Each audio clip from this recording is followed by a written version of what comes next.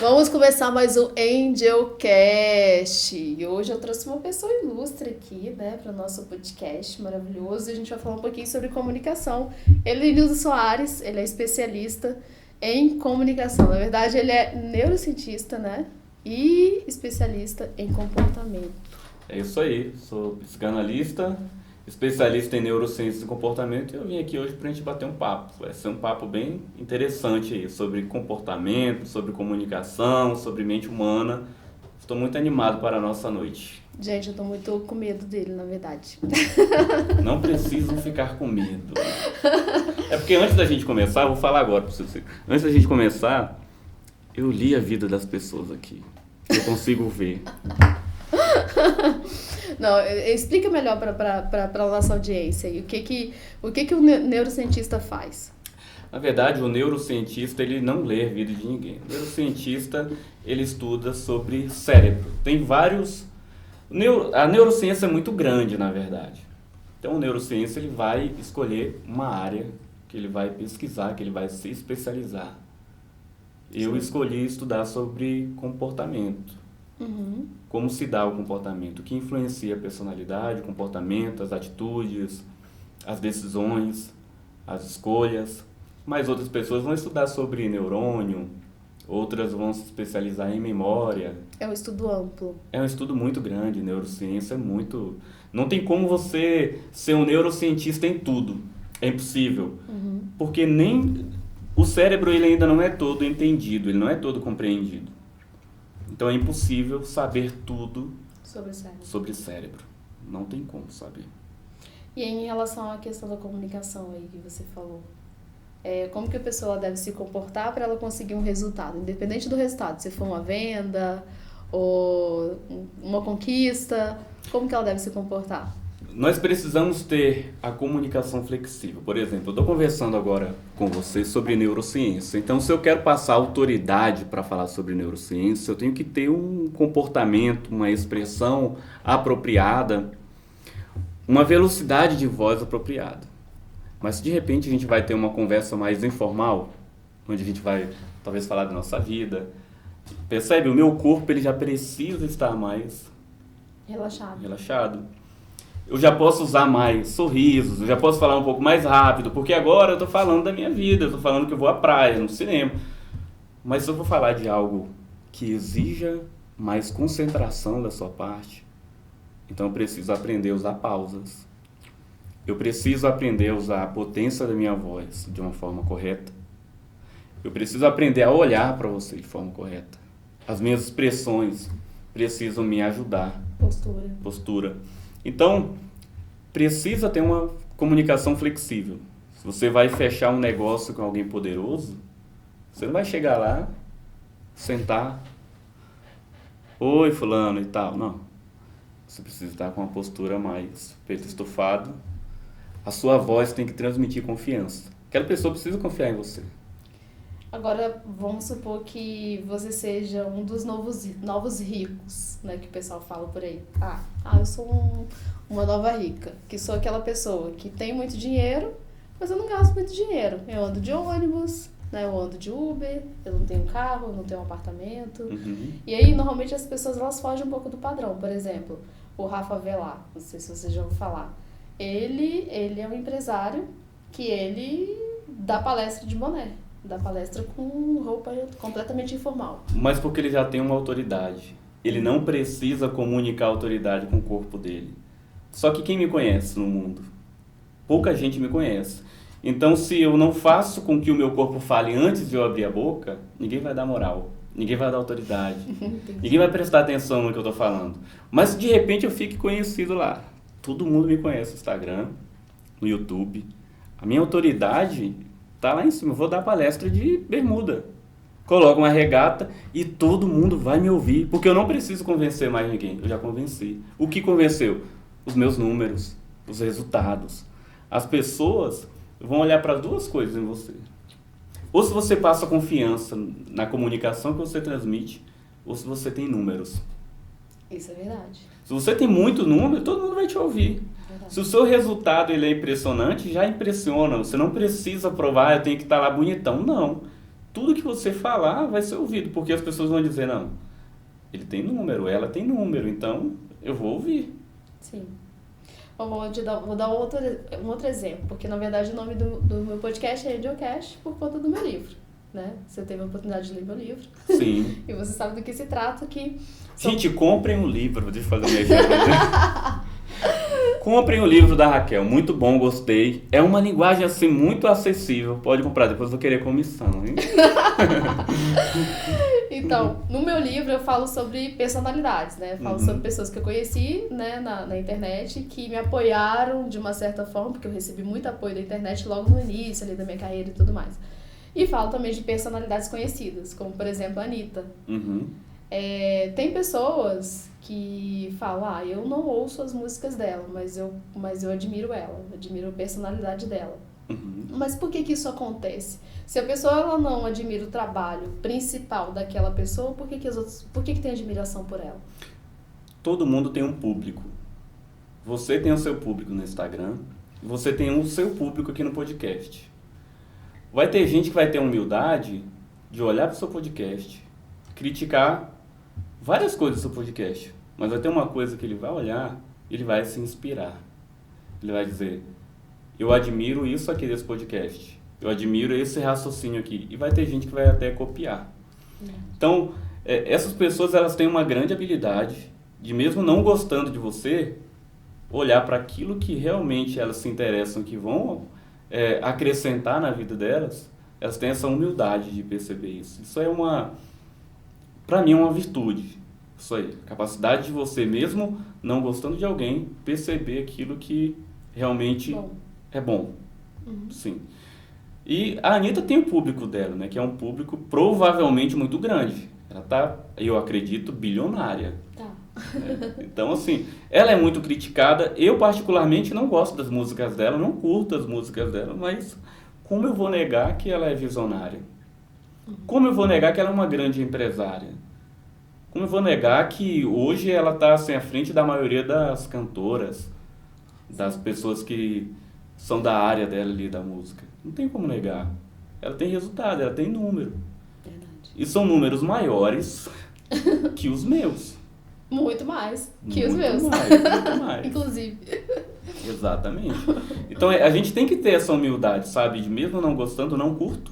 Não gosto do ritmo, não gosto das letras, mas eu não consigo deixar de perceber que ela tem uma comunicação poderosa. Mas aí você fazendo uma análise da comunicação da Anitta, o que você falaria, assim?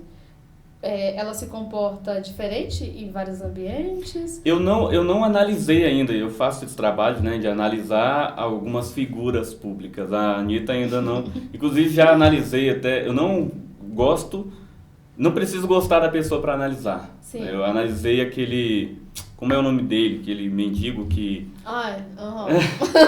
Analisei, inclusive... A comunicação dele é muito poderosa. A Anitta eu não analisei ainda, não analisei. Então, eu não tenho muita coisa para dizer sobre a Anitta, sobre comunicação. Mas o que eu posso dizer, sem analisar, é que com certeza a comunicação dela é poderosa.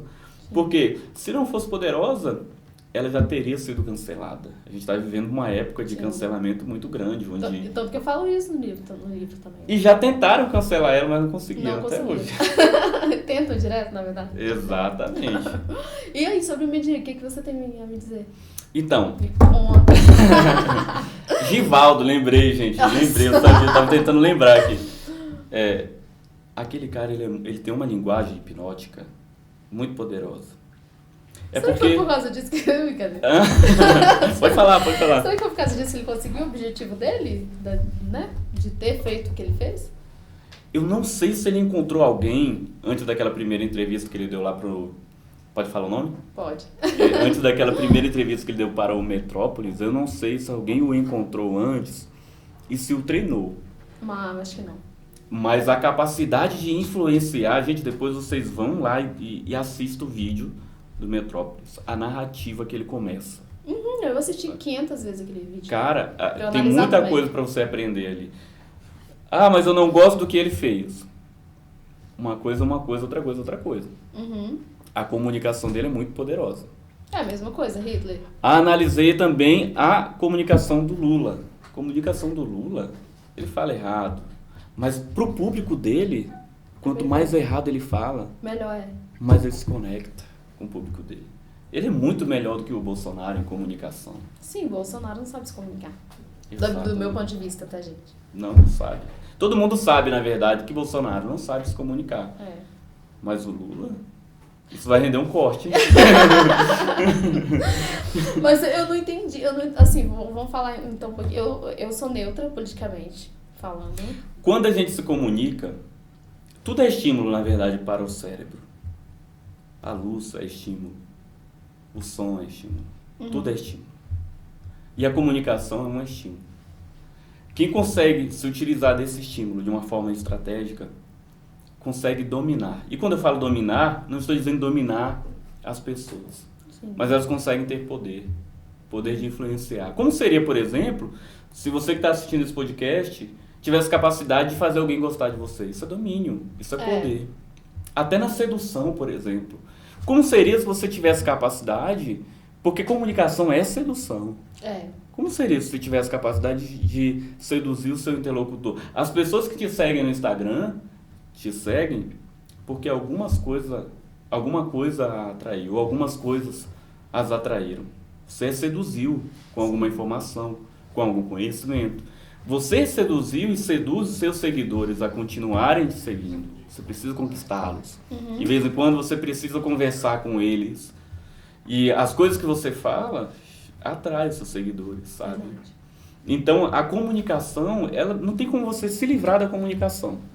A comunicação faz parte da sua vida. E a única coisa que você pode fazer para ter melhores resultados é melhorar a sua comunicação. Sim. Tanto que eu vou fazer o treinamento com você dia 25. Dia 25, né?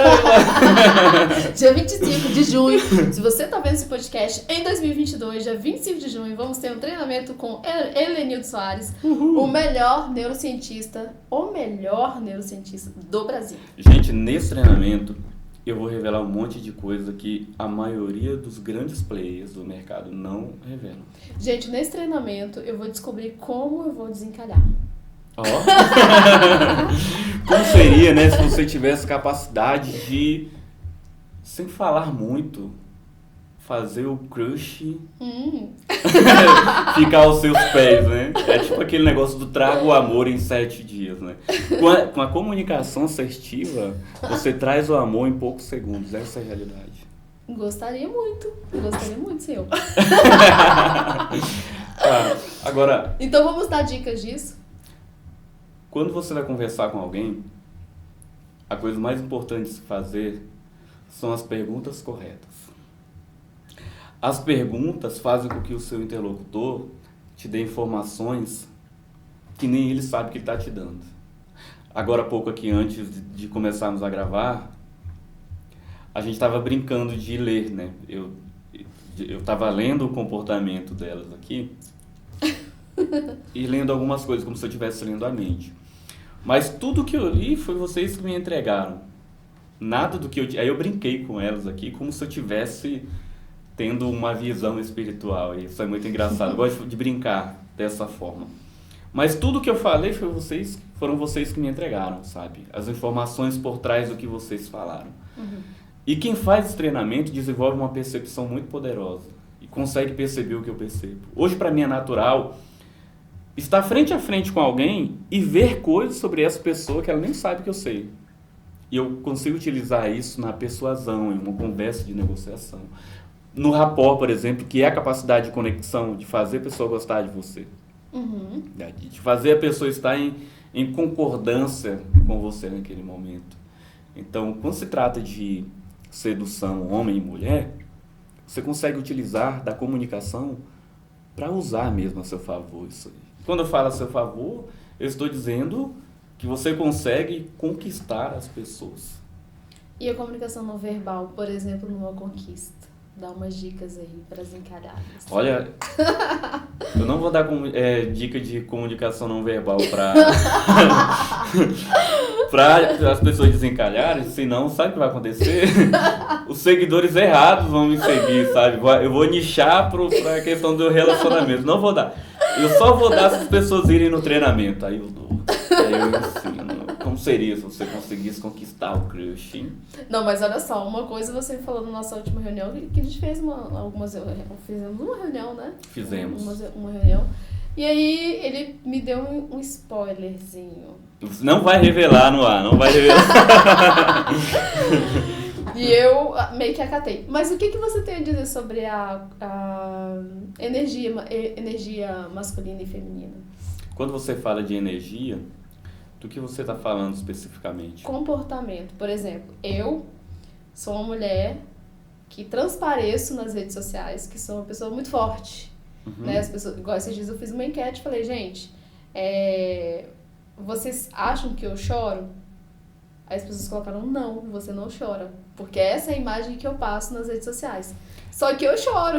Isso é resultado da sua comunicação. A forma que você se comunica emite significados. Exatamente. As pessoas dão significado à sua comunicação. Se você passa a imagem de que você não chora, é porque a sua comunicação está externando isso. Você não precisa falar, gente, eu não choro. Ou gente, eu choro. O que você faz fala mais alto do que o que você diz. Olha outro corte aqui. As coisas que você faz falam mais alto do que as coisas que você diz. Então, é por isso que a gente precisa aprender a se comunicar de uma forma efetiva e assertiva. Porque tem gente que quer comunicar uma coisa e comunica outra. E na verdade é outra. Então, sobre essa questão da energia feminina, né? Eu conversando com a minha terapeuta holística, que eu tenho uma, e aí ela falou assim, Raquel, para uma conquista você tem que se comportar como efetivamente uma mulher, né?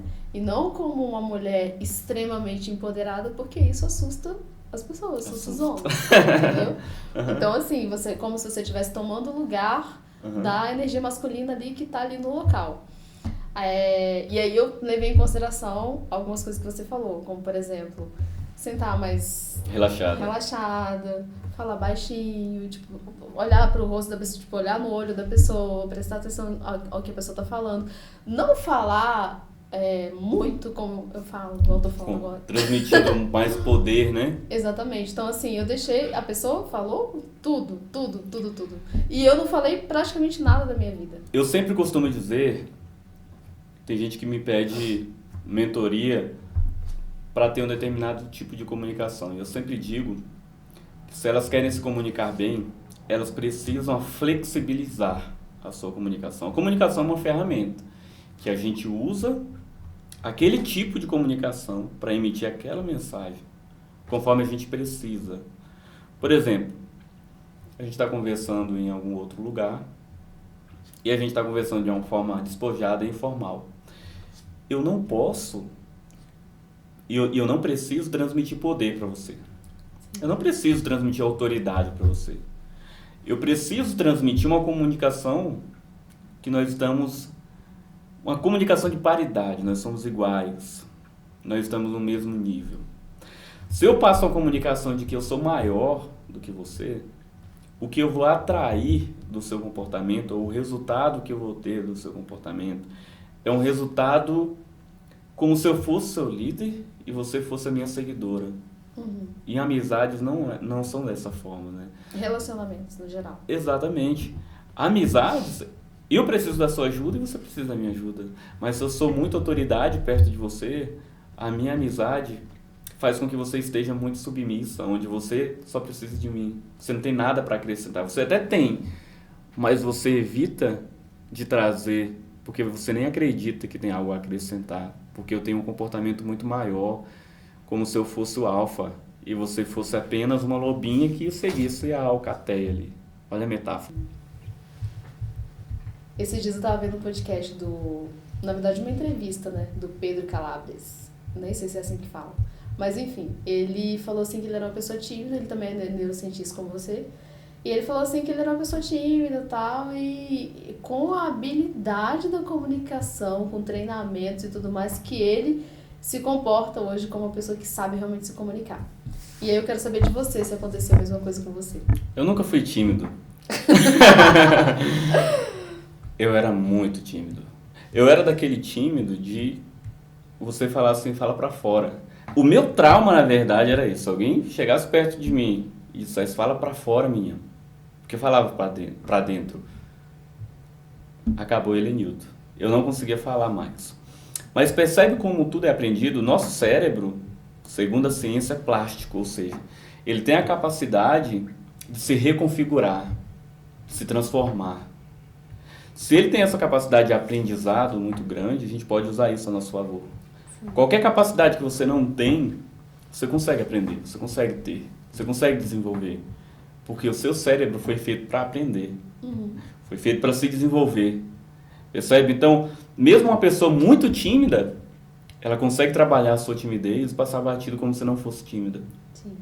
Sabe? A pessoa mais introvertida da sala, ela consegue se utilizar de técnicas que passam a imagem de uma pessoa que tem confiança no que ela está falando, que sabe o que ela está dizendo, que tem a capacidade a habilidade, consegue desenvolver a habilidade de ter poder ao falar. Essa é o verdadeiro quê da questão. Muita gente sabe falar, mas quando essa pessoa fala, essa pessoa não tem poder no que fala. Muitas vezes é uma coisa que é real, que é verdadeira, mas como ela não passa credibilidade na forma que ela fala, as pessoas não acreditam. Ou não conseguem continuar prestando atenção nessa pessoa. Então, percebe a importância da comunicação na vida de uma pessoa? A comunicação mudou a minha vida. E eu estou levando essa transformação para todas as pessoas que eu posso. Que lindo isso, gente. É como um evangelismo. Você recebe uma transformação de vida e passa. Exatamente. Você fala, eu preciso levar isso para as outras pessoas. E hoje eu recebo no consultório, eu recebo em mentorias, em treinamentos, pessoas que estavam totalmente travadas, a comunicação estava horrível. Por exemplo, o casamento. Qual é o maior... Comunicação. Inclusive o meu acabou assim, né? Falta de comunicação. É a comunicação. Ou não é a falta, mas é uma comunicação ruim. Errada. Percebe como a comunicação tem o poder de destruir e tem o poder de edificar. Sim. Se você se comunica mal, você vai ter resultado à altura da sua comunicação. Se você se comunica bem, você vai ter um resultado à altura da sua boa comunicação. O sucesso e o fracasso dependem da comunicação. Então, assim, eu vou te dar um exemplo meu, tá? De uma coisa que aconteceu comigo quando eu era adolescente. Quando eu passei na primeira escola federal aqui do estado, do Espírito Santo. Na época era a escola... Cefedes. E hoje é IFES, né? E aí, para eu passar, eu tinha muita insegurança quando eu ia fazer provas, né? E aí, para eu passar, eu tive que trabalhar um pouco a minha mente em relação a isso. Aí, o que eu fiz? Eu coloquei a roupa que eu me sentia poderosa, que era uma roupa de roqueira, naquela época. Coloquei uma calça rasgada, uma blusa preta, mas era a roupa que eu me sentia assim, que eu falava assim, eu sou sinistra. Você já foi emo? Já. Aquela modinha, era muito legal, né? Era muito legal. Só que isso mexe muito com o psicológico da gente. Porque assim, eu sentia que nada nem ninguém podia me destruir. Nenhuma prova. E aí, foi quando eu fiz a prova completamente sem estudar. E eu consegui passar. E fiquei, se eu não me engano, em 5º lugar, não lembro. Mas fiquei assim, em poucos lugares, né? E algumas amigas minhas ficaram um pouco revoltadas com isso, né? Porque eu não estudei, não fiz nada que elas fizeram e eu consegui trabalhar a minha mente para conseguir passar. Como que isso funciona, assim, dentro do nosso cérebro? A maioria dos seus resultados dependem de como está a sua emoção naquele dia. Porque muita gente estuda, Raquel, e aí chega no dia do Enem lá, da prova, do concurso, do não sei o quê, eles têm uma nota muito baixa, vou dar um branco, por causa da emoção. Entra um estresse, cortisol, adrenalina, noradrenalina, e a pessoa se prepara para fugir ou para lutar. Nesse momento, o cérebro não quer lembrar de conteúdos complexos. A única coisa que ele quer lembrar é de fugir. Entendi. De correr dali. Entendi. Ele não quer ocupar a sua mente com conteúdos que vão te atrasar. Por que você teve um bom resultado? Por causa da sua emoção. Você foi esperta. Você colocou a melhor roupa, a roupa que te deixava empoderada. Fazer com que você chegasse segura, poderosa, confiante. Isso para o seu cérebro teve um significado. O seu cérebro acreditou naquilo ali. Foi mesmo. E como o seu cérebro acreditou naquilo ali, ele gerou uma emoção que facilitou o seu relaxamento corporal, a sua autoconfiança mental. Aí você teve mais facilidade em acessar os conteúdos e teve até mais facilidade do que quem estudou mais que você. Sim. Mas estava mais seguro naquele dia lá. Eu recebo gente que, por exemplo, é muito inteligente, mas aí vai dar uma palestra, vai ter uma reunião, a pessoa trava, a pessoa não consegue falar, a pessoa tem dificuldade de abrir a boca. Ela olha para todo mundo e fala, tá todo mundo me julgando. Ela pensa, caramba, o que eles estão pensando de mim? E aí o cérebro a prepara para fugir dali, tem que te livrar desse lugar. E aí o que faz? Corta o raciocínio. O único raciocínio que tem que ter aqui é, corre, sai daqui. E aí quando essas pessoas trabalham as suas emoções, porque você sabe que nós não somos seres racionais, né? A gente aprende na escola isso, que nós somos racionais. É tudo mentira. Nós somos seres emocionais, com lapsos de razão. Todas as nossas decisões são tomadas primeiro nos nossos processos emocionais. E depois a gente justifica com a razão. Sabe? Mas olha como isso é poderoso, né? A pessoa que a gente escolhe para a nossa vida, a gente escolheu através da emoção. Sim. Aí quando a gente vai conversar com alguém, a gente usa a emoção, não, porque é uma pessoa prestativa, muito legal, divertida, calma e tal. Mas na verdade, envolvem processos que a maioria desses processos é desconhecido pela sua mente racional. Olha que poderoso. Caramba, eu tô sem palavras. Ontem eu fiz umas perguntas no meu Instagram. Não, eu coloquei uma caixinha de perguntas porque o meu próximo livro, Anjos e Demônios da Pandemia... Comprem o livro da Raquel. Cobre! A segunda edição vai ter um capítulo extra que eu vou falar um pouquinho sobre sentimentos. Não é muito a minha especialidade, mas eu estou estudando sobre para realmente colocar ali informações assertivas sobre o assunto. E aí, o que acontece? Eu coloquei uma caixinha de perguntas ontem e falei, gente, me perguntem sobre relacionamentos. E algumas pessoas me perguntaram sobre amor à primeira vista. Você acredita em amor à primeira vista? Acredito. Acredito muito em amor à primeira vista.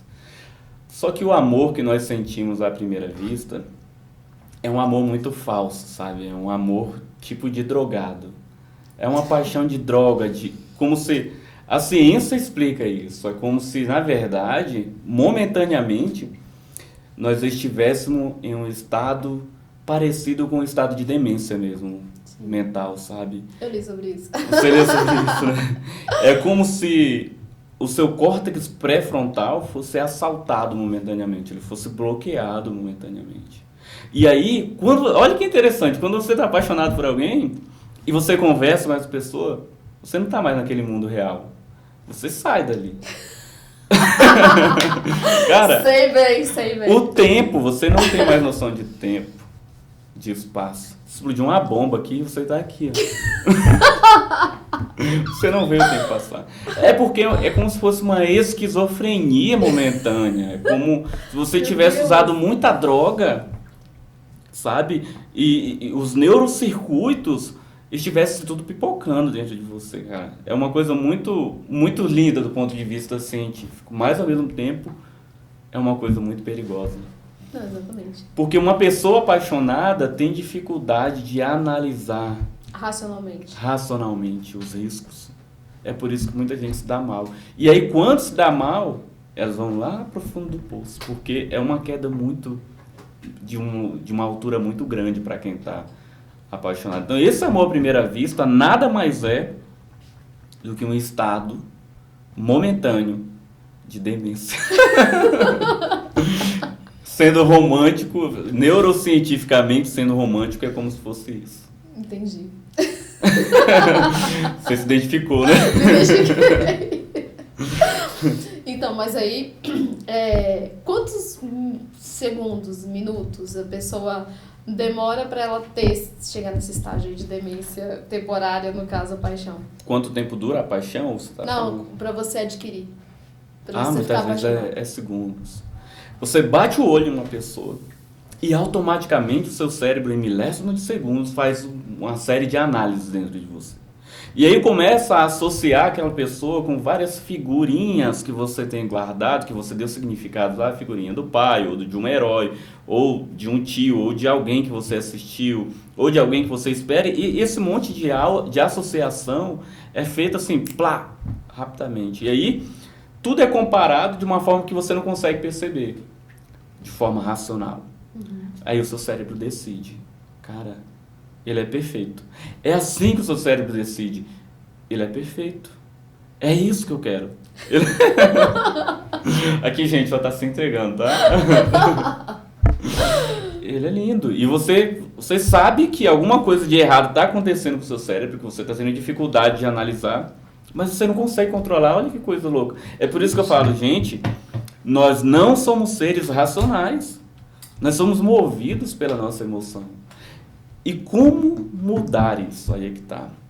A gente precisa aprender a se comunicar conosco. Se você aprender a se comunicar consigo mesma, você vai se conhecer melhor. Você vai conhecer a sua própria voz, seu diálogo interno. Sim. Aí você vai aprender a controlar melhor a sua emoção, porque não tem como controlar por completo. Essas pessoas que falam controle emocional completo, não tem como. Não, completo não tem como. Se alguém invadir agora esse estúdio com a arma na mão... Eu vou suar, vou tremer, eu posso ficar aqui parada, né? Eu posso ter o controle sobre o que eu vou fazer. Provavelmente eu nem sei o que eu faço. Talvez ia dar um pulo aqui, ia tentar pular, se tiver alguma janela, eu não sei o que eu faria. Ou se eu pularia em cima da pessoa, se eu reagiria, eu não sei. Por que eu não sei? Porque muitas vezes esse tipo de reação é decidido por um processo cerebral que não te dá o poder de escolha. E aqui é que tá. Muitas vezes o marketing sabe disso aí. O cara que está lá por trás do marketing sabe ativar esse processo cerebral para a pessoa comprar, sabe? Para a pessoa tomar uma decisão. E aí a pessoa entra naquele círculo ali, sabe? Do marketing. Por exemplo, esses dias eu comprei dois cursos sem nenhuma necessidade. E cada curso, 600 e poucos reais. Gente. Isso foi sem nenhuma necessidade. Como até explicar, hoje eu não fiz o curso. Como explicar racionalmente isso aí? Não explica. Não explica. Não tem explicação. É emocional. Se no dia que você comprou o curso, você estava sentindo a emoção X, se você estava pensando no assunto X, e aquele curso se comunicou com você de uma forma que fez sentido para aquele sentimento, para aqueles pensamentos daquele dia, a possibilidade de você comprar é muito grande. Sim. Sabe? É por isso que as pessoas que estão lá por trás do marketing sabem que eles precisam aparecer toda hora para você. Porque já aconteceu com você de um anúncio apareceu lá 10 vezes o mesmo anúncio, você não comprou. Mas aí, na 11ª vez, você comprou. Por que você comprou? Você comprou porque naquele dia o cara acertou. Acertou de forma aleatória a emoção adequada, os pensamentos, o diálogo interno adequado, que casou direitinho assim, com que o seu cérebro, com o que estava acontecendo dentro de você. É dessa forma, muitas vezes, que a neurociência é usada no marketing, sabe? Por publicitários, por estrategistas de neuromarketing, de venda, sabe? Porque, na verdade, no final das contas, a gente não vende a pessoa. A gente vende ao cérebro daquela pessoa. O cérebro é que compra. Eu comprei, não. O meu cérebro comprou. Mas por quê? Não sei, eu precisava, achei bonito. Quando você sabe que não tem explicação nenhuma, você vai falar, achei bonito. Isso vai viralizar. Manda lá. Sério? Sabe quantos 1.000 visualizações eu tenho em alguns vídeos do TikTok? 1 milhão. Ah, você joga no TikTok, né? Ah, legal, achei que era no YouTube. Eu vou jogar no YouTube também. Ah, tá. Então, mas aí eu vou fazer isso. Tem vários cortes que dá pra fazer. E eu tô fazendo algumas coisas de propósito. Eu sei, tô vendo. Pra tipo virar corte. Sim. Graças a Deus. Você tá gravando, né? Tô gravando. A luz não precisa não. Não precisa não. Tá. Não, porque aqui... Sim, já tá iluminado. Ai, E quem comprou foi o seu cérebro. É, porque eu tô puxando aqui pra ti. Não, mas não foi nem isso, não. Agora a gente vai mudar de assunto, porque eu preciso te perguntar sobre outra coisa. Você falou sobre a questão... Tá, eu vou formular a pergunta, tá? Começa aqui em mim. Gravando em mim. Pode ir. Então, outra coisa que eu preciso te perguntar, que tá aqui meio que entalado. Outra personalidade que eu falo no livro é Natália Arcuri. Não sei se você a conhece. Conheço, das finanças, né? E o Rafa Velar também. E aí você falou assim... E a Natália Arcuri também é completamente fora do contexto. Ela não é aquelas pessoas sérias que coloca, né, igual uma roupa que eu tô, né, tipo, social e tal. Não, ela só chega, fala e joga, né, e joga no ar as informações e até com muito humor, né? Então ela sai fora desse padrão. E as pessoas levam muito em consideração o que ela fala. E aí você falou que, por exemplo, o Rafa Velar e ela, que se encontram nesse parâmetro aí, que tem no livro também, eles já têm uma autoridade, por isso que as pessoas, eles não precisam fazer esse caminho mais. Então, por isso que as pessoas elas absorvem o que eles falam, né, como verdade absoluta. E aí eu quero entender, como que a pessoa pode fazer para ela chegar nesse patamar de autoridade? Toda autoridade ela é construída, né? Você precisa trilhar um caminho. É só olhar para a Natália. Lá atrás ela não tinha a autoridade que ela tem hoje. Provavelmente ela foi muito criticada. Foi. A Natália não é economista. Não. Até onde eu sei, ela não é economista. Mas ela tem muito mais autoridade do que grandes economistas. Por quê, gente? Porque pessoas se identificam com pessoas. Pessoas não se identificam com canudos. Tem muita gente que acha que pessoas vão se identificar comigo porque eu sou doutor em neurociências, blá, blá, blá. Não. As pessoas se comunicam com a pessoa que eu represento no cérebro delas, na mente delas. E a Natália é o que é porque ela soube se utilizar da sua própria comunicação para representar alguma coisa para o povo que a segue. Então, comparando a Natália e o Paulo Guedes, provavelmente as pessoas seguem mais o que a Natália fala do que o Paulo Guedes fala. Eu sou uma. Percebe? Porque a autoridade da Natália está na pessoa dela, não no canudo. Paulo Guedes tem mais canudos que ela. O Paulo Guedes estudou sobre economia, provavelmente mais do que ela.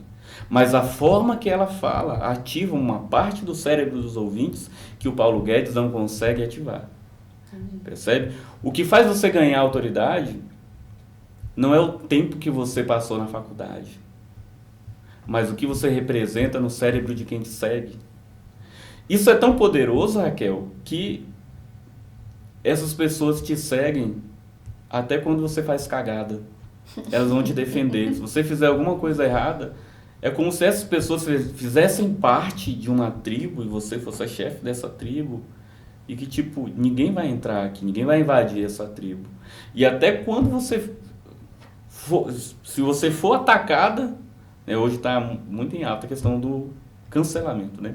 Se você for cancelada, aquela tribo ela é tão fiel e cega muitas vezes que ela vai te abraçar e falar assim, eu não vou deixar ninguém atacar. A gente faz parte, ela tá errada, tá errada. É como uma mãe com seu filho, né? O filho tá lá errado, mas ela abraça e fala, tá errado, mas eu tô com ela, me ajudou. Eu tô com ele, eu tô com meu filho, ele me ajudou. Ele me tirou de uma depressão, ele me trouxe alegria, é o significado que você tem. Se você quer criar autoridade, você tem que saber ativar significados no cérebro de alguém. A Natália tem um inimigo em comum do povo que a segue. O inimigo é a pobreza. Ela tem até uma frase que ela utiliza, que é desfudendo o Brasil. E as pessoas que a seguem se identificam com essa frase de uma maneira muito poderosa. Eu me identifiquei muito. O inimigo em comum, isso é um gatilho mental muito poderoso, porque é como se ela reunisse uma tribo para um objetivo. E funciona, tá? Funciona de uma maneira muito poderosa. Entendi. Então, assim, qual que é o seu conselho para quem quer ter uma autoridade dentro da atividade ali? Aprenda a se utilizar da comunicação para ativar significados. Qual é o seu significado na mente daquela pessoa? O que você significa para ela, sabe? O que você tem, o que você emite, o conteúdo que você disponibiliza significa para aquela pessoa. A forma que você reproduz o que você pensa tem a capacidade de fazer com que as pessoas concluam quem é você. Muitas vezes você nem é uma pessoa boa, mas a forma que você se comunica passa a ideia de que você é a melhor pessoa do mundo. É isso que os psicopatas fazem, Raquel. Eles sabem se utilizar da comunicação para passar a imagem de alguém muito bom, de alguém que se importa com você. É por isso que psicopatas têm a capacidade de provocar uma destruição muito grande na vida das pessoas, porque eles fazem as pessoas confiarem neles. Sim. Então, eu quero gerar autoridade? Quero. Tenho que aprender a ativar significados. Qual é o meu significado no mundo? Qual é o meu significado para as pessoas que me seguem no Insta, no YouTube, no TikTok ou no dia a dia? As pessoas estão te observando. E a pessoa mais tímida, não tem como ela não influenciar. De alguma forma, essa pessoa influencia. Porque até o silêncio comunica. Verdade. Tudo é comunicação. Verdade. Outra coisa que eu preciso te perguntar, pergunta que não quer calar. Muitas pessoas que me seguem têm muitos problemas psicológicos, né? Ansiedade, depressão, né? E aí eu quero entender, quando a pessoa está dentro de uma crise, saindo um pouco da questão de comunicação, quando a pessoa está numa crise de ansiedade, o que ela deve fazer? A gente até conversou sobre isso, né? Dá uma voltinha. Dá uma passeada. Se você estiver dentro de casa, você está em crise. Quando você está em crise, o que o seu cérebro está fazendo? O seu cérebro está te preparando para fugir ou para lutar. Então, a energia que você recebe no corpo é uma energia muito forte. E aí, quanto mais você tenta suprimir aquela energia, mais forte ela fica. Aí as pessoas vão chorar, vão ficar inquietas, vão esperar passar. Se o seu corpo está recebendo muita energia, use-a. Então, o conselho que eu dou, use-a. Dê uma passeada pela casa, ande para lá e para cá, respira, dá uma olhada nas coisas, conte 1, 2, 3, 4, verde, vermelho, azul, amarelo. Tudo isso te ajuda a vencer uma crise de ansiedade momentaneamente. Muita gente fala que você precisa parar, respirar, mas espera lá. Se você está recebendo uma energia, uma adrenalina no corpo, uma agitação muito grande, o seu cérebro entende que você precisa utilizar aquela energia. Se você tenta suprimir, ele vai aumentar aquela energia, porque ele não está entendendo nada. Na cabeça do cérebro, como vamos falar assim, na cabeça do cérebro, imagina que o cérebro é uma pessoa. E ele está fazendo assim, ó. Tem uma ameaça muito grande, tem um perigo perto dessa pessoa. Não tem nada acontecendo, mas é como se fosse um bug no cérebro. Tem uma ameaça muito grande, essa pessoa está correndo risco. Aí a pessoa está lá parada. O cérebro olha, como se fosse uma pessoa, né? E fala, essa pessoa ainda não entendeu. Eu preciso aumentar essa carga para que ela utilize essa carga. Aí essa crise aumenta. Entendi. Aí muitas vezes a pessoa não sabe disso, fica tentando parar, respirar, não sei o quê. Não, utilize a energia. Passeie, dê uma volta, ande, conte as coisas. Utilize a energia de alguma forma. Entendi. Elenildo Soares, eu tenho uma coisa para te perguntar, que está entalada aqui também. Desentale-se. O que você acha, qual que é a sua opinião, você como neurocientista, sobre a lei da atração?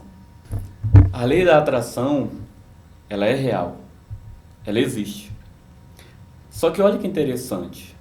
Do ponto de vista científico, a lei da atração não é eu vou ficar pensando em dinheiro e automaticamente o dinheiro vai cair na minha conta. Não é assim, né, na verdade. Não é assim que funciona. Voltando. Tá. A lei da atração, do ponto de vista científico, é quando você foca em alguma coisa, tudo que você foca expande. O seu cérebro se prepara para perceber mais daquilo. Nós temos um sistema no nosso cérebro muito interessante. É o sistema articular, reticular, ascendente. Esse sistema reticular, ascendente é um sistema que funciona da seguinte forma. Eu tenho muito medo de barata. Então, se eu olhar para uma barata, aquela barata vai aparecer para mim 10 vezes maior do que ela é. Ela tem a capacidade de expandir. de colocar como se fosse uma marca naquilo que eu foquei e me mostrar mais daquilo. Então, se eu sou uma pessoa, exemplo, eu quero comprar um carro X, vamos dizer que eu quero comprar um Camaro amarelo. Tem poucos Camaros amarelos por aí. Mas se eu colocar na mente que eu quero comprar um Camaro amarelo, eu vou ver um monte de Camaro amarelo. Ou se eu comprar um Camaro amarelo, eu vou começar a achar que todo mundo comprou um Camaro amarelo também. Porque é como se o meu cérebro se preparasse para perceber mais daquilo.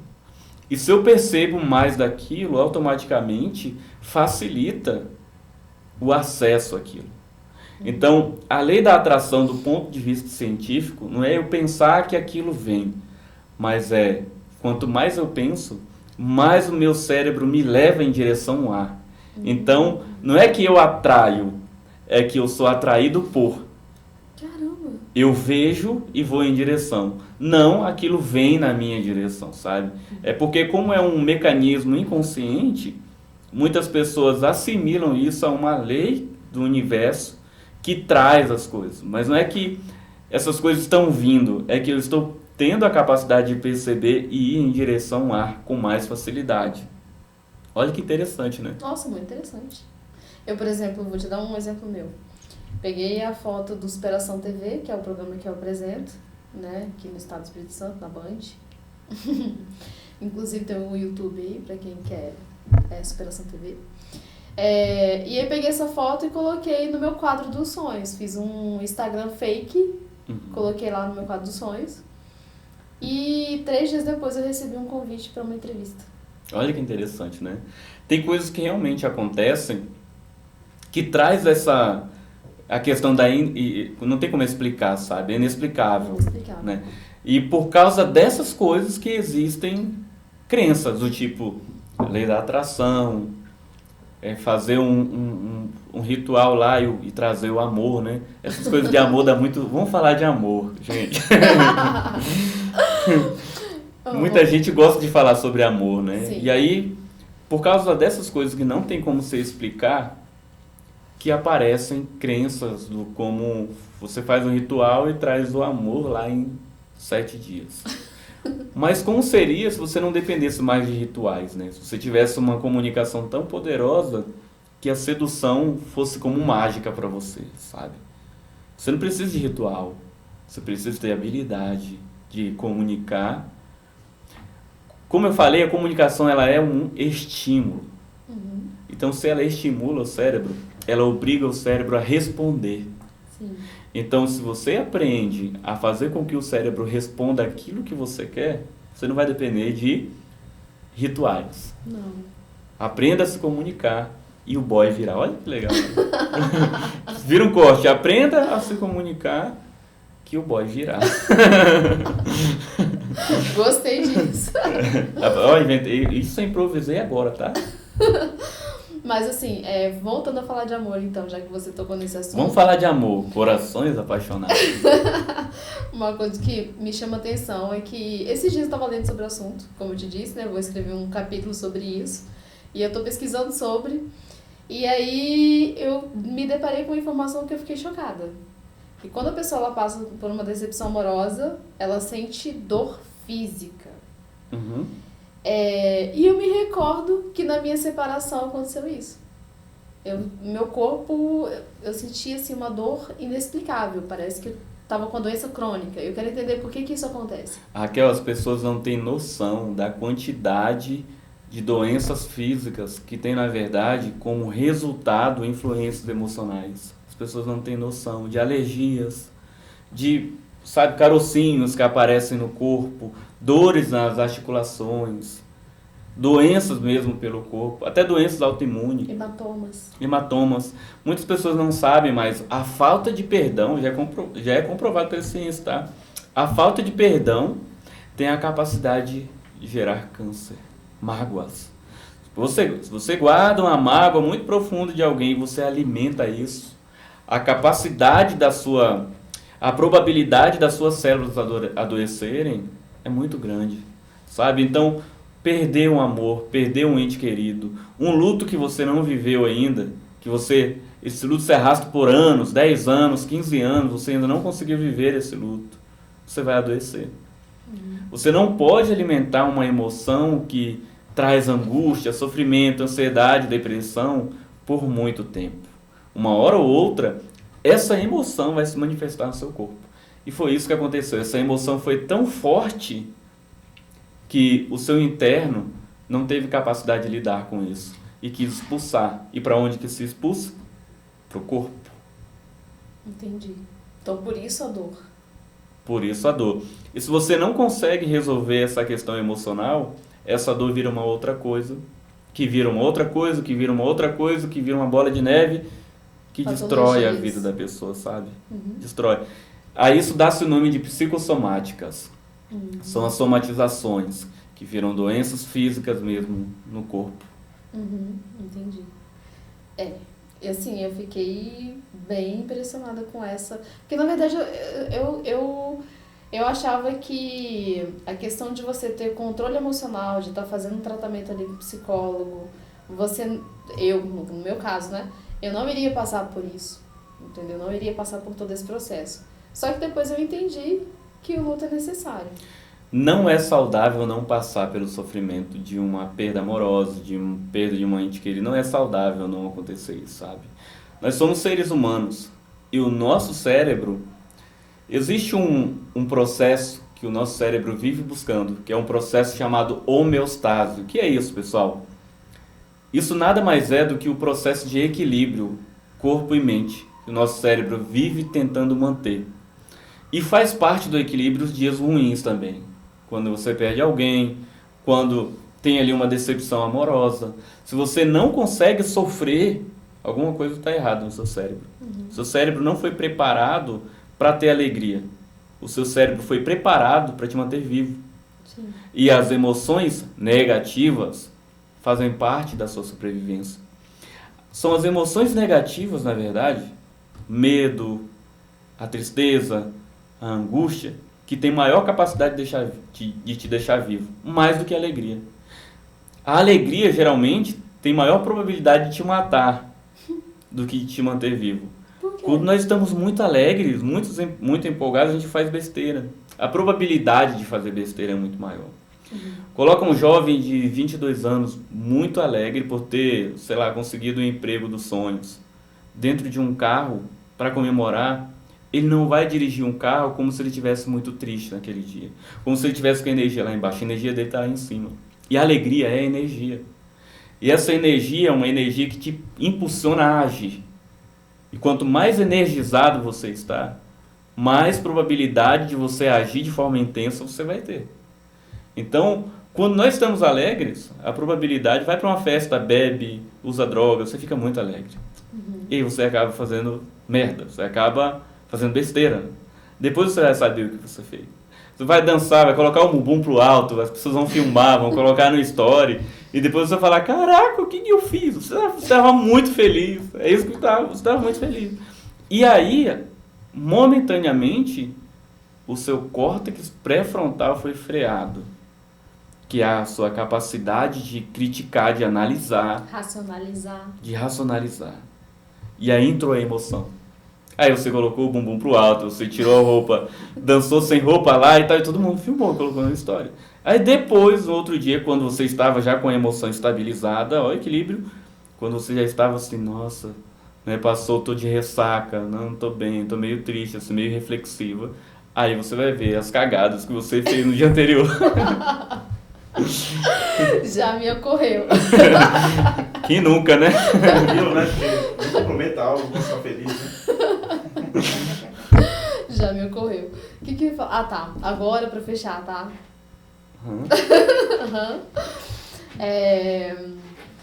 Qual que é o seu conselho, assim, pra você, pra pessoa ela ter uma vida realmente satisfatória?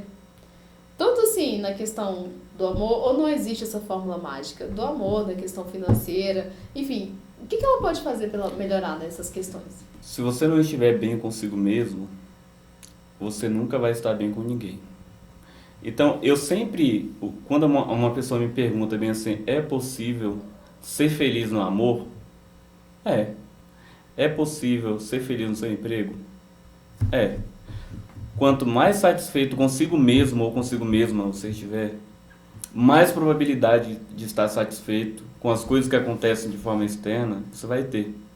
Então, se eu pudesse dar a dica de ouro para as pessoas invistam em você, no seu conhecimento, na sua autoestima, na sua segurança, na sua comunicação, na forma como você vê as coisas, que automaticamente o outro vai ser o de menos. Você vai ter mais facilidade de entender, de lidar com as frustrações do outro, com os desequilíbrios do outro, com as fragilidades do outro, com as imperfeições do outro.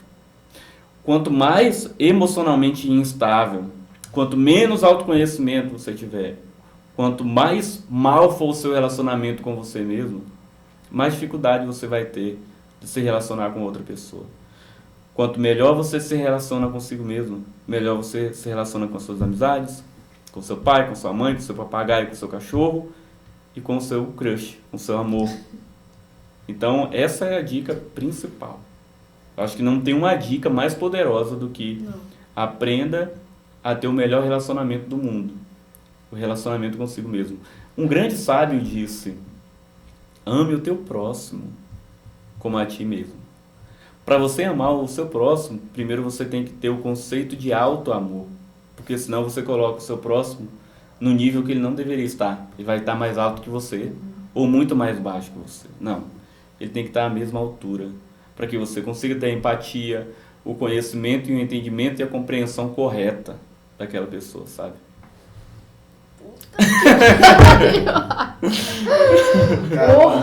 O cara é Gente, eu tô sem falar. Não, eu tava, quando eu cheguei aqui, você viu como eu tava, né? Como Puta, tava estressada, tipo, a pessoa não me respondeu ainda, mandou uma mensagem, tem 3 dias. Não, mas agora ajudou, né? Agora eu tô assim, massa demais. Outro nível. Foda-se. Até arrumar um novo amor hoje. Agora você está pronto. Agora eu vou me amar, igual ele falou. Esse podcast primeiro é pra ela, né? Eu queria te perguntar sobre outra coisa. Não, eu acho que era isso mesmo. Eu acho que era, tipo, essa dica aí de ouro, entendeu? Porque eu acho que todo mundo precisa disso. Sim. As pessoas, elas não entendem. A questão de... Eu quero que você fale 2 coisas, tá? Corta aí, tá? Essa aqui é... É pra falar no podcast ou pra falar pra você? No podcast. Ah, tá. Quero que você fale 2 coisas. A questão de... Tem um pessoal que fala... Não, eu vou perguntar. Tem um pessoal, assim, da nova era, do pessoal, assim, dos novos coaches, né? Que se intitulam coaches, que falam assim, para você vender bem, você tem que fazer um produto caro. Por quê? Tudo que tem alto, né? Tipo, o seu cérebro entende que tudo que é caro presta. Isso é verdade? Qual que é a sua opinião? Foi feita uma pesquisa nos Estados Unidos com vinhos. E aí colocou alguns vinhos lá. E aí os degustadores foram manipulados. Os pesquisadores apresentaram alguns vinhos e basicamente foi isso. Pegou um vinho que era mais barato do que o mais caro e disse que aquele era o mais caro. Isso influenciou na análise e na conclusão dos degustadores de vinhos. Então, é normal sim, e faz muito sentido dizer que quanto mais caro for aquilo ali, mais valor tende a ter. Mas, aqui é que está. Não é só ser caro, é o significado que aquilo tem para a pessoa que está comprando. Por exemplo, eu não pagaria R$200 em um vinho, porque eu não dou tanto valor assim em um vinho. Eu posso olhar para ele e falar, nossa, esse vinho deve ser bom, de R$500, de R$1.000, de R$5.000. Você não é o público para isso. Eu não sou o público para isso.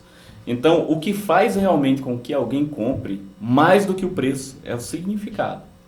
Então, por isso que eu sempre digo, se você quer vender bem, aprenda a dar o significado que o seu público precisa para comprar, para valorizar aquilo ali. E aí ele não vai olhar para o preço. Ele vai simplesmente dizer, eu preciso disso aqui. É o que muitas vezes a Apple faz. Os brasileiros olham para... Eu não sei como é lá nos Estados Unidos, mas aqui é assim. Os brasileiros olham para o iPhone e eles têm uma admiração tão grande que eles financiam, é como se fosse um carro, né? O preço do iPhone mais caro que tem aqui para nós no Brasil, né? E eles financiam, eles compram, eles dão um jeito, eles fazem empréstimo para comprar. Por quê? Eles estão preocupados com o preço? Não. Com o significado. Como seria tirar um iPhone... Qual é o último, gente? É o 13? Eu acho Como que seria tirar o iPhone 13? As pessoas olham. E o significado de ter um iPhone 13 para algumas pessoas é um significado muito poderoso. Significado de respeito, de admiração, de elogios. Caramba, você tem um iPhone 13, olha só. Você é muito rica. Aquilo dá um significado. As pessoas compram pelo significado, mais do que pelo preço. Só que olha que interessante. Se você pega uma coisa que tem um significado muito poderoso e joga o preço lá embaixo, você diminui o poder do significado na mente daquela pessoa. Sim. Olha como isso é poderoso. Você pega lá o vinho que custa 5 mil reais e entrega na mão de um milionário e fala assim, esse vinho aqui custa 30 reais e ele não vai querer tomar. Eu não quero esse vinho. E se ele tomar, ele vai falar que é ruim. A probabilidade dele falar que aquele vinho é ruim é muito grande, porque a emoção dele vai estar sendo influenciada pela análise. Foi feita também uma pesquisa com Coca-Cola e Pepsi. Colocou a Coca-Cola na garrafa de Pepsi e a Pepsi na garrafa de Coca-Cola. E os fãs de Coca-Cola que tomaram a Pepsi diziam, nossa, a Coca-Cola é muito melhor que a Pepsi. Mas eles estavam tomando a Pepsi, achando que era Coca-Cola. E o grupo, a corrente que era fã da Pepsi, também tomou a Coca-Cola, falando que era a Pepsi e a Pepsi era melhor. Olha como que a nossa emoção tem o poder de nos enganar, sabe? Então, quando se trata de significado, o significado sempre vence o preço. Mas o preço tem o poder de influenciar no significado. O preço é apenas um acessório do significado. E não é o fim. Eu tenho aqui esse aparelho aqui. Se eu colocar lá na internet e falar que ele custa 5 mil reais, as pessoas vão comprar? Não vão comprar. Não é assim que funciona. O preço, ele tem que estar junto com o significado. Ele é um acessório do significado, percebe? Não é só o preço. Então, dizer que é só fazer um produto caro que vende, não é bem assim que funciona. Você não vai vender nada se aquilo não tiver nenhum significado. E as pessoas ainda vão rir, vão criticar e vão dizer que é absurdo, você é louco de vender isso por esse preço. Né? Então, primeiro crie o significado e depois, ao significado, coloque o preço. Entendi. Sabe? Gente, incrível. Por quê?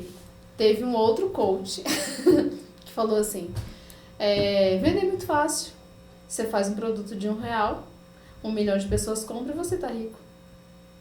Então, mas isso tudo depende do significado que tem para aquela pessoa. A gente pode criar um produto de R$1. Olha o que ele fez. Ele criou um produto de R$1. Isso tem um significado. Por que que tem um significado? Porque é muito barato. E muito barato quer dizer oportunidade. Sim. Tá? Se eu chegar aqui com qualquer produto e falar que custa apenas R$1, você vai comprar. Você nem precisa daquilo, mas R$1. Você vai ter o significado de que eu estou ganhando. Não tem nada por R$1 no mundo mais. Aí você olha aqui, tem R$1, é R$1, eu vou comprar.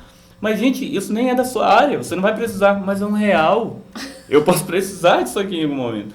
Percebe o significado? Então, sim, faz sentido, sim. Eu vou criar qualquer produto e vender por R$1. Mas não tem qualidade, mas é R$1 também o produto. Você quer que tenha qualidade? Eu vou comprar. Vale mais do que R$1, pelo menos isso aqui. Não existe mais nada de R$1. Então, essa pessoa que disse isso provavelmente entende de gatilho mental, de significado. Ele ativou aquela questão da oportunidade, da urgência. É R$1, preciso comprar agora, porque senão vai acabar. Porque tudo que é muito barato... acaba rápido. Traz aquela impressão de que vai acabar. Última, aí a pessoa coloca lá, queima de estoque. Imagina uma empresa que vende roupa e as roupas são muito boas. Aí alguém coloca lá no Instagram no outro dia, 80% de desconto. O que você pensa? Caraca, eu preciso ir logo, porque senão vai acabar. Uma peça de R$100 vai ficar 20 para mim. Desperta a urgência, eu preciso comprar logo, porque senão vai acabar. Outras pessoas vão comprar a peça de R$20, que antes era 100. Percebe? Então faz sentido do ponto de vista científico. Entendi. Tô louca pra falar de relacionamentos de novo.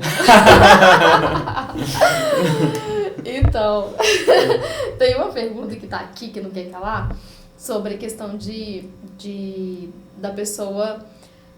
a mulher, normalmente, ela não entende que ela está dentro de um relacionamento abusivo. E aí, você falou uma coisa importante hoje, que é a pessoa se amar primeiro, tal. Quando a pessoa se ama primeiro, automaticamente ela não entra em nenhum relacionamento abusivo, porque ela não aceita menos do que ela merece, né? Mas, para mulheres que não entendem que estão dentro de um relacionamento abusivo, o que elas podem, eu não sei se é da sua área, mas o que elas podem fazer para entender que aquilo que elas estão vivendo é um relacionamento abusivo? Aí é que tá, Raquel, porque quando se trata de relacionamento abusivo, né, vem à nossa cabeça relacionamento de homem e mulher, né? Mas o relacionamento abusivo, ele é muito amplo, né? Sim. O relacionamento abusivo pode estar em um relacionamento de amizade também. Sim. Pode estar em uma empresa também. O relacionamento abusivo, ele não se limita apenas a relacionamentos amorosos. Entendi. Mas olha que interessante, muitas vezes a pessoa, ela só consegue amar quando ela está em um relacionamento abusivo. Isso é polêmico. Isso vai gerar o corte mais polêmico desse podcast. Porque muitas vezes o que impulsiona a pessoa a estar naquele relacionamento é uma demanda emocional. Ela está repetindo um padrão. Um padrão que significa algo que ela não tem acesso racional. Ela está repetindo e casando lá atrás com o seu pai que a abandonou, que ela se sentiu rejeitada, que ela se sentiu abandonada. Ela está honrando o pai e a mãe, repetindo o mesmo casamento do pai e a mãe que ela assistiu desde criança. E ela precisa repetir aquela história por respeito, por lealdade, por honra a pai e mãe, sabe? Aí ela precisa fazer igual, porque ela aprendeu assim. O nosso cérebro aprende sem que precisemos forçar. Então, se você cresceu em um ambiente, automaticamente você aprendeu várias coisas sem precisar forçar para aprender, sem precisar parar para prestar atenção. Os impactos emocionais da relação familiar, lá do seu pai, da sua mãe, das suas figuras de autoridade, foram tão impactantes no seu cérebro que você aprendeu de forma automática. Como você aprende algo rápido? Evento mais emoção é igual a aprendizado. Evento mais emoção é igual a aprendizado. Então, vários aprendizados que ela assistiu, que aconteceu muitas vezes com ela, de pai e mãe, ou de pai com essa filha, estão sendo repetidos em relacionamentos amorosos, em relacionamentos de amizade, em uma empresa. Então, se tem algo que eu possa dizer para que essa pessoa saia de um relacionamento tóxico, de um relacionamento abusivo, de um relacionamento que está prejudicando essa pessoa, não é tratar o abusador, é tratar você. É tratar você que está passando por aquele processo. Porque muitas vezes você nem percebe, mas você pode estar buscando relacionamentos que são idênticos, são iguais. Tem coisas lá dentro que vão se repetir, que você vai falar, caraca, de novo, essa mesma situação. É porque, de alguma forma, existe um padrão rodando, te direcionando. Lembra daquilo tudo que a gente foca, cresce? É como se o cérebro tivesse focado em algo que ele acha que é muito importante para você. E ele está te levando em direção. É por isso que eu digo, muitos relacionamentos abusivos hoje, que mulheres ou que homens vivem, são buscados por eles. Eles conseguem enxergar esses processos. É como se você tivesse um poder na sua mente de enxergar que aquele cara vai repetir amores doentes da sua vida. Quando eu falo amores doentes, eu falo amores de papai e mamãe que não foram curados, coisas que ficaram mal resolvidas. Aquela relação do amor e ódio, de coisas que aconteceram na sua vida e que ficaram soltas, ficaram mal resolvidas e que você procura resolver em outras relações ou repetir em outras relações. Isso é muito louco. Porque quando caem as escamas, as pessoas conseguem enxergar com mais transparência e clareza e dizer, caraca, na verdade, o que eu estava repetindo era o casamento da minha mãe, ou o que eu estava tentando buscar era o amor do meu pai que eu não tinha, ou o que eu estava tentando buscar era consertar uma rejeição que eu sofri aqui atrás e que eu estava buscando aqui, ou ser agredida como eu fui agredida aqui atrás, porque muitas vezes, imagina uma criança apanhando de um pai ou de uma mãe e ouvindo bem assim, eu estou fazendo isso porque eu te amo. Ela vai associar amor à agressão. E aí o que acontece? Ela vai casar com alguém que bate nela. Sabe por quê? Porque eu estou fazendo isso porque eu te amo. Aí a agressão e o amor, para a mente doente, para o amor doente, vão andar juntos na mente da pessoa. Então ela vai em busca desse relacionamento abusivo por amor. Por amor a papai e mamãe, por amor a algo que aconteceu lá atrás e que não foi resolvido. Então a maioria dos relacionamentos abusivos são buscados pelas pessoas. Olha que coisa polêmica, né? Nossa. Que coisa louca. Então, outra coisa. Serei cancelado depois disso. Né? Esse podcast vai acabar nunca, né? Eu tô aqui toda hora. Então, vamos lá. Eu tenho uma parte do meu livro que eu falo sobre um evento que aconteceu quando eu tinha 5 anos de idade, né? Que foi um sequestro, né? Ah, sim. E aí, fazendo uma análise, né? Que, na verdade, eu fiz todo um processo de autoconhecimento, né? Para eu entender algumas coisas, alguns padrões que eu tinha também. Sim. E aí, a minha psicóloga falou que tem muito a ver com essa... O meu comportamento tem muito a ver com a questão do sequestro. Por exemplo, eu sou uma pessoa muito independente por conta desse evento que aconteceu. Olha, interessante. Então, assim, algumas coisas alguns comportamentos meus são extremamente interligados com isso. Por exemplo, eu sou uma pessoa solitária, eu gosto de sair muito sozinha, eu gosto de... eu gosto muito de amigos, mas eu gosto muito da minha companhia. E aí ela falou que isso também se remeteu ao que aconteceu lá quando eu tinha 5 anos. Quando a criança ela tem 5 anos, acontece algumas... Ixi. Desligou? É porque ele caiu no modo espera aqui. Ah, tá. Isso aí quer dizer que a gente já está há muito tempo aqui, né? Nossa, Deus do céu. Não, já tô terminando. Meia-noite tem que Dani, eu entrar. já tô terminando, Dani. Calma aí, você tá suando. Por quê? Tá, porque tá quente, né? Ah, liga ali, tá legal. Pode Eu tô ligar, de gente. terno, começou a esquentar a sala. Liga. Porque é tudo fechado, né? É porque a gente não... Você não sente calor não, né? Não tô bom aqui. Ô, Dani, não coisou não. O quê? Não coisou não. Calma aí que eu botei a senha errada aqui. Até a senha já tá Ô, Dani, me esquecendo. ajuda aí, Ele velho. já tá cansado já. Bora, velho. Eu sei, mas tô terminando. Só falta essa última pergunta que eu preciso. Pelo amor de Deus, as perguntas não acabam não. Ela tem um monte de... É assim mesmo seus podcasts? Você tem um monte de perguntas assim? Não é não? Aqui não. Tá com você, velho. Tem como eu ter que absorver. Na verdade, eu acho que você falou... A maioria das coisas que você falou, eu já... Você já tem facilidade de interagir sobre, né? Sim, já. Entendi. Mas tem coisas que foram fantásticas. Vou começar de novo a pergunta? Tá. Que susto, mano. Tem que começar de novo. Vamos começar de novo do início? Para lá. Do nome do Jesus. Tá, vou falar da pergunta. Vai lá, fala, Pedro. Nem sei mais do Que sequestro. você foi sequestrada e você desenvolveu um comportamento de ficar muito só e tal, né? Uma coisa assim. Então, última pergunta do podcast, porque tá enorme esse podcast, né? O nosso produtor tá aqui quase morrendo. Gente, vocês verem as expressões faciais do produtor. Então, vamos lá. No livro, Anjos e Demônios da Pandemia, né, no meu livro, eu falo um pouco sobre um evento que aconteceu comigo quando eu tinha 5 anos de idade, que foi um sequestro. E aí, fazendo todo esse processo de autoconhecimento com a minha psicóloga, ela falou que muitos dos meus comportamentos tinham a ver com a questão desse sequestro. Por exemplo, eu sou uma pessoa extremamente independente e ela falou que tem muito a ver com a questão do sequestro. Eu sou uma pessoa muito solitária, eu gosto de ficar muito sozinha, fazer as coisas sozinha, sei lá, sair sozinha. E ela também falou que tem muito a ver com isso, com o que aconteceu comigo lá no passado. E quando aconteceu isso, eu tinha 5 anos de idade. E assim, se ela falou, realmente tem fundamento. Porém, eu queria saber a sua opinião sobre o assunto.